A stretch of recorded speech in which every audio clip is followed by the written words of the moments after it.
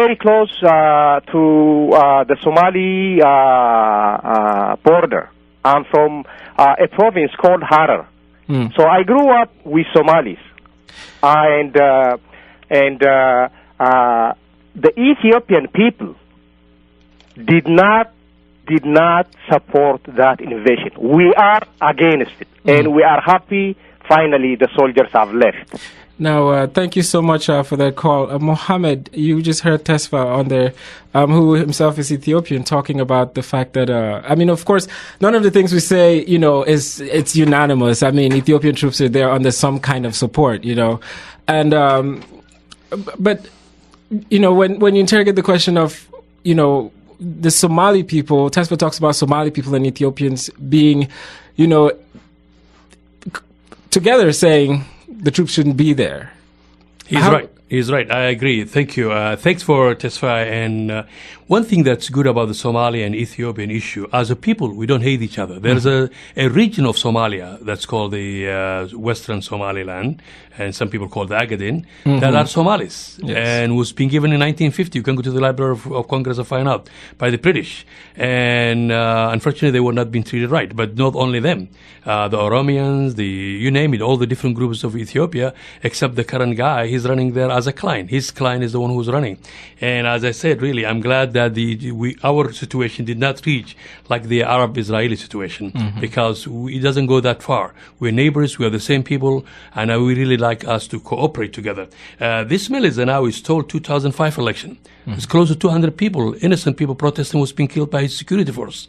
Unfortunately, he had the most powerful nation supporting him. United States. That's the problem, especially this last administration. That's why we are hoping, hope in the air. We have an African native, and his father is an African, he's an American, who become a president, and we are delighted that he is. And hopefully, he will be really telling African dictators to work. And he said in his speech, I really think that speech doesn't mean directed to Melis, but people like him.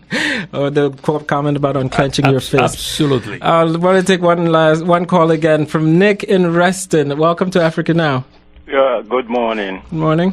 First, let me say that it's so sad that I had to drive, take the metro, and then got out of the wrong exit and walked almost 4 blocks to boys and boys or whatever, and then I was told I can't get into your town hall meeting. I'm sorry about that, Nick. You heard it in a very small room. I'm sorry about that, Nick. We could talk about that later on, but we're very short on time right now. If you could address the Somali situation. Now, for this point now, the topic at hand now, it's very, very sad. It saddens me so much. From what I've heard from your guests now, if they go back to Somalia tomorrow, they are going to do exactly what Syed Barrett did and exactly what Zenawi has done now. The U.S. is going to use them again to invade one country or the other there now. That's what I'm getting from them, because one of them said he didn't vote for Barack, and the other ones are, beating their chest that they will fight for America. That's all I want to say. It tells you all what is going on. Indeed. Hold on. No, Nick, I'm sorry, we're coming now. Let me just give him a chance to respond here, because we don't have that much time. But at least, I mean, let me get Abdul Qadir. You're still on the line with us? Yes. Yes, of course. If you were to go back to Somalia tomorrow, are you going to be invading?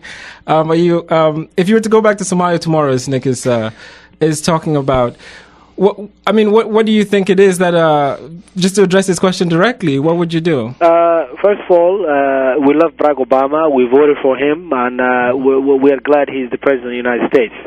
As far as going back to Somalia, we in the diaspora, Somali Americans, we hope that the situation arises where people can go back, and as such we can all... Hello, Abdul? Hello? Yes, go on. I'm hearing some... Oh, no, just go on, You're fine. Okay. If I today return to Somalia, what I would advise to and educate my fellow Somalis is that we need to forget what happened in the past. we should move forward because the world is moving forward. Barack Obama now is the President of the United States, and no one ever thought that. So I'm very optimistic. The Ethiopians are now gone. We Somalis can sit down and negotiate and discuss things. And I don't see any problem if the situation is left for Somalis. Somalis can solve the problem. And I will advise that, and I'll participate if I have the chance to go back. And I think the Somalis will be happy after. But there will be some problems. There will be some roadblocks. But we still need to cross that by joining hands, not arguing and discussing things that are very nominal, small things. So that's what I would have done if I had the opportunity to go back. And Mohammed here. I will say, Nick, thank you for calling your concern. We like to get a lot of Africans to be involved.